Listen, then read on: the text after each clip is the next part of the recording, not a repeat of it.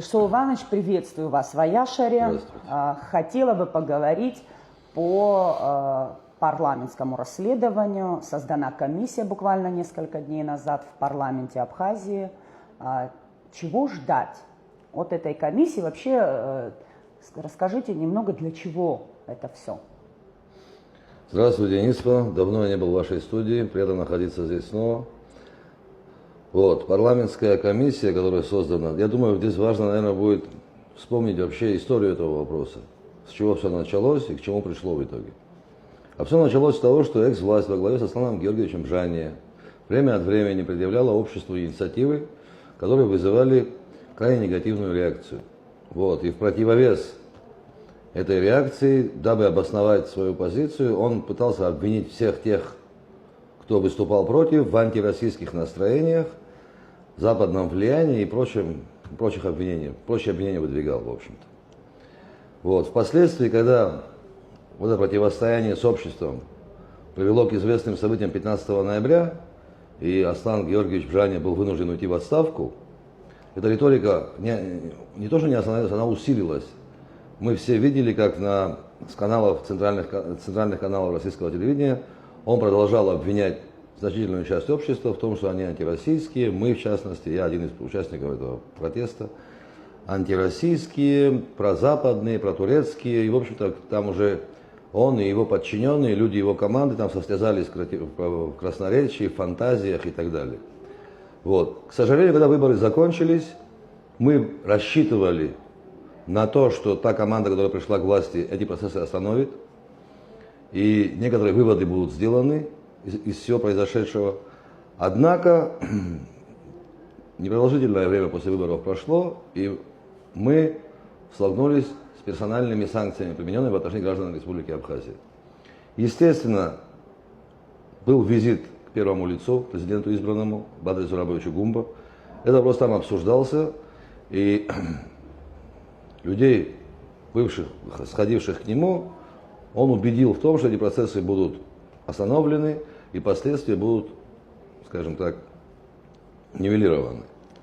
Однако ничего не произошло, все осталось так, как есть. Потом, как известно, мы об этом много уже говорили, давали интервью, я лично давал вам интервью. Вот, мы обратились, я в том числе подписал этот документ как гражданин республики. Вот, обратились к чиновникам, в том числе к главе администрации президента, руководителю аппарата президента Беслану Федоровичу Эшба, министру юстиции, генеральному прокурору, комитет по репатриации, так как в отношении репатриантов тоже были приняты персональные санкции. Мы знаем, что там более 10 человек были депортированы из России, им было запрещено вообще заезжать на территорию Российской Федерации, несмотря на то, что это единственная страна, через которую они могут попадать в Абхазию. Вот. Мы обратились в комитет по репатриации и так далее. Надеясь на то, что мы будем услышаны, и наше беспокойство по этому вопросу, справедливое, кстати говоря, беспокойство, будет услышано и поддержано. Однако, исходя из тех ответов, которые были получены, мы пришли к выводу, кстати говоря, должен обязательно отметить об этом, мы об этом говорили, напомнить хочу, что мы еще и лично встретились с министром иностранных дел, министром юстиции и главой аппарата президента, где все наши опасения были доведены до них. Более того, мы донесли до них, что этот вопрос не удастся замылить и отложить в сторону. Мы убедили их в том, что мы не остановимся, мы будем требовать справедливости, мы будем требовать реакции властей. Вот. Как мы и обещали, придя к выводу, что власти адекватно реагировать или отказываются, или не собираются, это не важно, адекватной реакции мы не увидели, в связи с чем мы обратились к спикеру парламента и к президенту, собрали подписи и написали официальное письмо спикеру и обратились к спикеру и президенту с требованием провести парламентское расследование. Там все эти требования изложены. Мы требовали провести парламентское расследование. И на время проведения прокурорской проверки, кстати, я хочу довести до общественности, что идет прокурорская проверка по этому поводу. На время проведения проверки попросили отстранить от должности людей, которые участвовали в клевете в отношении граждан Абхазии. Вот. В парламенте нас услышали, слава богу. Хочу поблагодарить за это парламентариев. Нас услышали. Более 20 депутатов учинили свои подписи под обращением к спикеру. И вот 2 дня назад парламент путем голосования вынес постановление о создании о начале парламентского расследования, создании парламентской комиссии и, соответственно, расследования. Вот, мы указали на норму закона, когда обращались, есть закон о парламентском расследовании, регламент парламента, все это в рамках действующего законодательства. Такую работу парламент, слава богу, начал, за что я им очень благодарен, за их такую государственную, национально ориентированную политику и позицию.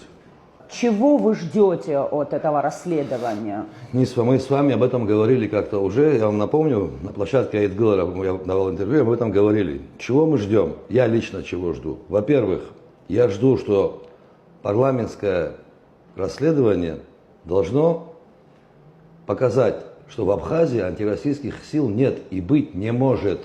Мы об этом говорим, постоянно мантру повторяем, но если наших слов недостаточно, надеюсь, документ парламента это будет достаточным основанием, чтобы говорить о том, что нет у нас антироссийских настроений. И уж тем более нет прозападных, протурецких и так далее, и так далее, и так далее. Вот чего я жду от парламента, лично я жду от парламентского расследования. Понимаете, я об этом говорил, повторю еще раз, это очень важный момент. Когда человека обвиняешь, надо либо отстаивать свою позицию, либо нести за это ответственность. Вообще так это происходит. А вот попытка сесть, отмолчаться в стороне и делать вид, что ничего не происходит, это, как минимум, неответственно. Понимаете? И вот мы целый год об этом говорим, что так не получится. Так не бывает. Вот вы же сами, Нисфа, судитесь с СГБ, насколько мне известно. Вас обвинили, вы пошли в суд, правильно? Да. Вот видите как. Либо они должны доказать, что вы агент, либо извиниться, понимаете? Что-то должно произойти. Давайте тогда мы тоже их обвиним в чем-нибудь страшном. Вот я сяду и назову там нехорошими словами и пойду спокойно жить домой. Так будет? Нет, конечно. Нет. Ко мне придут, от меня будут требовать ответственность, или братья придут, или милиция, или прокурор, кто-то придет. И это нормально, так должно быть. Понимаете? Мне тоже хочется много чего сказать в сердцах, как говорится, бывает, накипит, и хочется такое наговорить, но я-то понимаю, что это так не делается. Почему они этого не понимают? Это очень важный вопрос, понимаете? Казалось бы, само собой разумеющееся, но приходится, вот видите, доказывать, я много раз это повторяю, иногда приходится доказывать, что 2 плюс 2 будет 4. Прописные истины приходится доказывать. Ну что теперь делать? Раз у нас такая ситуация, будем доказывать. Будем отстаивать свои элементарные права. Очень важно здесь, наверное, подчеркнуть, нам приходится это повторять как мантру все время. Очень важно подчеркнуть, подчеркиваю. Мы говорим об ответственности наших абхазских чиновников. Действиям Российской Федерации мы оценку не даем. Это очень важный момент. Подчеркиваю, мы говорим о тех, кто всю дорогу упорно давал лживую информацию о своих гражданах. Вот о чем речь идет. Исключительно. Мы не говорим о том, что кто-то где-то там не то решение принял.